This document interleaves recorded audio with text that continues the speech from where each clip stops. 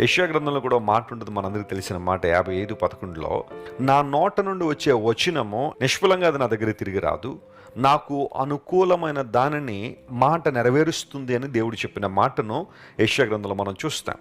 అంటే ఒక్కసారి దేవుడు తన మాటను పలికితే, ఆయన వాగ్దానాన్ని కనుక రిలీజ్ చేస్తే అది మరలా నిష్ఫలంగా ఆయన దగ్గరికి వెళ్ళిపోదట.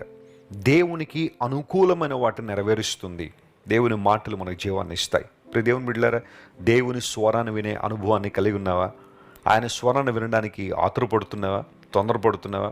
ప్రపంచంలో చాలా వాటికి తొందరపడుతూ ఉంటాం, కానీ దేవుని స్వరం కోసం కనిపెట్టలేదు చాలామంది.